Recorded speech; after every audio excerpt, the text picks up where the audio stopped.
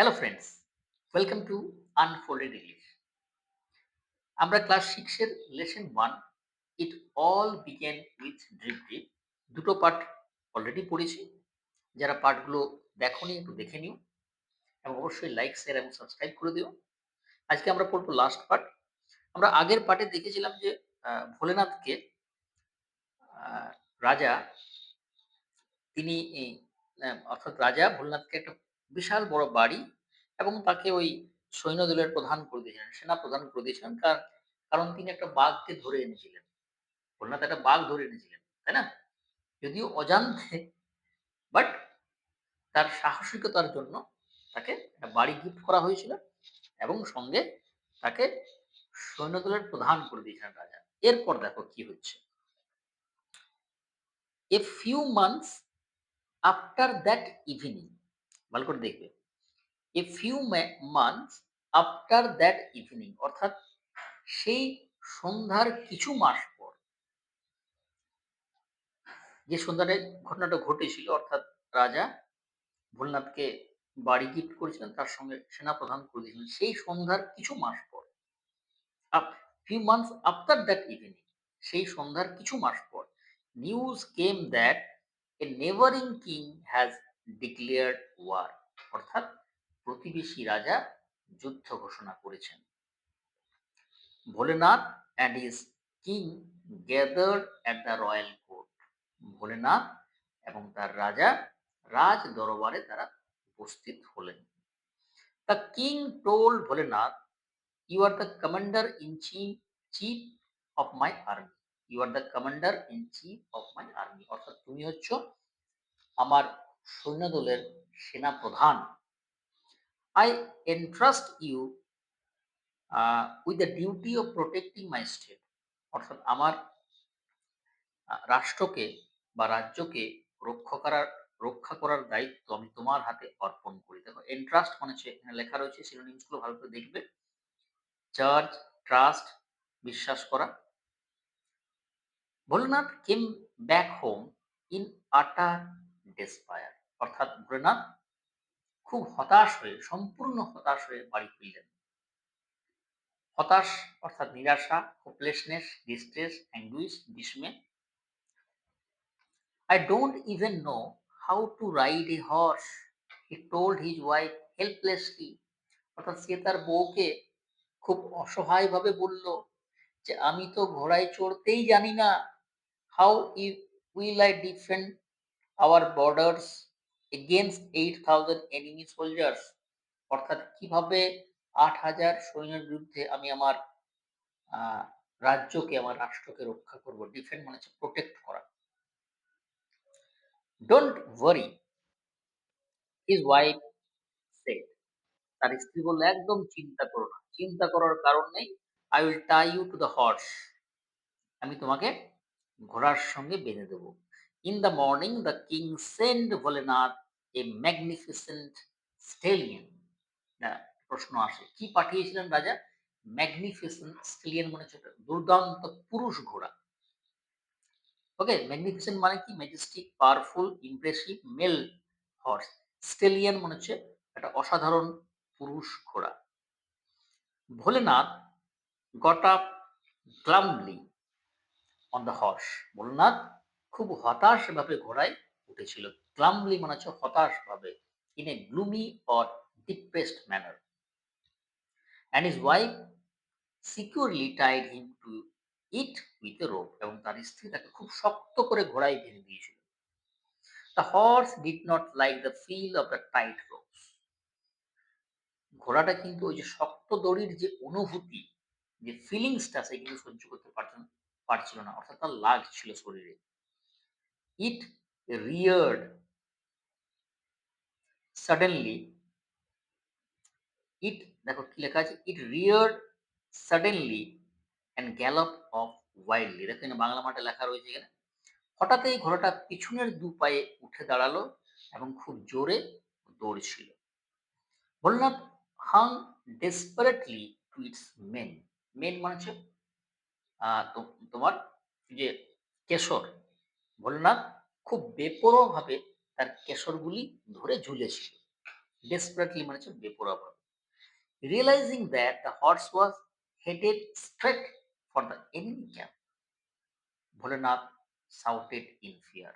অর্থাৎ সে বুঝতে পেরেছিল যে ঘোড়াটা কিন্তু সোজা এনিমি ক্যাম্পের দিকে যাচ্ছে, শত্রু যে পক্ষ তার ক্যাম্পে ঢুকছে।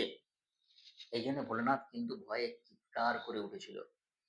The horse could not be stopped, ঘোড়া কিন্তু দাঁড়ায়নি। Bholenath noticed a large tree with its branches hanging over the road. Bholenath দেখলো, ভোলেনাথ কি দেখলো বা কি দেখেছিল, যে একটা রোডের অর্থাৎ রাস্তার উপরে একটা বিশাল বড় গাছ এবং তার ডালপালাগুলো ঝুলছে। As the horse galloped under the tree, যখনই ঘোড়াটা কি করলো ওই গাছের নিচে গেল, Bholanath reached up to grabs the branches and pull himself free. অর্থাৎ ভোলানাথ গ্র্যাবস মানে কি বলতো, ধরা, টু হোল্ড, ওই ডালপালাগুলি ধরে সে নিজেকে মুক্ত করতে চাইলো। দেখো একটু ইমাজিন করো সিচুয়েশনটা, পিকচারটা, যে ঘোড়ায় চড়ে যাচ্ছে এবং রাস্তার উপর একটা বিশাল বড় গাছ, তার ডালপালাগুলো ঝুলছে। ভোলানাথ কি চাইছিল, যে ডালপালাগুলো ধরে সে ঝুলে দেবে, তাহলে ঘোড়াটা এগিয়ে যাবে এবং সে নিজেকে মুক্ত করতে পারবে, ওই গাছে ঝুলে থাকবে। এটা সে করতে চাইছিল, কিন্তু এটা হবে না বা হলো না। কেন হলো না? কারণ সে তো শক্ত করে দড়ি দিয়ে বাঁধা রয়েছে। But the branches broke away to two in his hands, কিন্তু তার হাতে ওই ডালপালাগুলি ভেঙে গেল। ব্রোক অ্যাওয়ে মানে ভেঙে যাওয়া। দ্য এনিমি আচ্ছা, the horse had enter the enemy camp, অর্থাৎ ঘোড়াটি শত্রু শিবিরে ঢুকে গেল। The enemy soldiers were astonished to see a wild looking man tied to a fire stallion waving branches excited. ওই যে শত্রু সৈন্যরা, তারা কিন্তু অবাক হয়ে গেল। অ্যাস্টনিশড মানে হচ্ছে অবাক হয়ে যাওয়া। অ্যাস্টনিশ মানে কি? অবাক হয়ে যাওয়া। সারপ্রাইজড, শকড লেখা রয়েছে দেখো। এইরকম একটা মানে বন্য দেখতে, মানে বন্যের মতো লাগছে ভোলানাথকে। হ্যাঁ, ওয়াইল্ড লুকিং ম্যান মানে একদম বন্যের মতো দেখতে একটা মানুষ, যে একটা দুর্দান্ত পুরুষ ঘোড়াতে আ চড়ে আসছে এবং তার হাতে দুটো ডাল রয়েছে, যে ডালগুলো ছিঁড়ে গেছে, ভেঙে গেছে। সেই ডালগুলো ধরে, ধরে একদম মানে সে ঘোড়ার উপরে মানে লাফাতে, লাফাতে আসছে আরকি। এটা দেখে শত্রু সৈন্যরা খুব অবাক হয়ে গেছে এবং সঙ্গে তারা ভয় পেয়ে গেছে। Help! Help! Bholanath was shouting. Bholanath চিৎকার করছিল, সাহায্য করো আমাকে, সাহায্য করো। The enemy soldiers did not hear him, কিন্তু শত্রু সৈন্যরা এটা শুনতে পায়নি যে সাহায্য চাইছে। They were greatly scared. Scared মানে কি? ভয় পাওয়া, ভীত হয়ে যাওয়া। তারা কিন্তু প্রচুর ভয় পেয়ে গেছিল। ঠিক আছে? This must be some great warrior come single-handedly to defeat us. অর্থাৎ শত্রু সৈন্য কি ভাবলো, যে নিশ্চয়ই কোনো এই যে ভোলেনাথ হচ্ছে নিশ্চয়ই বিরাট বড় যোদ্ধা, যে একা হাতে আমাদেরকে হারাতে এসেছে। The soldiers were overcome with fear. ওই শত্রু সৈন্যরা একদম ভয়ে কাবু হয়ে গেল। হ্যাঁ, ওভারকাম মানে হচ্ছে ভয়ে কাবু হয়ে যাওয়া। And instantly ran away without putting up a fight. এবং সঙ্গে, সঙ্গে ইমিডিয়েটলি তারা যুদ্ধ না করেই পালিয়ে গেল। ভয়ে পালিয়ে গেল। Soon the news of Bholenath's great victory spread. খুব তাড়াতাড়ি ভোলানাথের যে জয়ের খবরটা সেটা ছড়িয়ে গেল। Everyone was amazed that he had defended his state all by himself against 8,000 enemy soldiers. প্রত্যেকে অবাক হয়ে গেল, হতবাক হয়ে গেল, যে সে একা হাতে ৮,০০০ সৈন্যের বিরুদ্ধে যুদ্ধ করেছে এবং সে জয়লাভ করেছে। The king awarded him in a public ceremony, অর্থাৎ রাজা তাকে জনসমক্ষে আবার পুরস্কৃত করলেন। ভোলেনাথ বিকেম এ লেজেন্ড। ভোলেনাথ হয়ে গেলেন একজন বিখ্যাত ব্যক্তি। লেজেন্ড মানে কি বলতো? বিখ্যাত ব্যক্তি।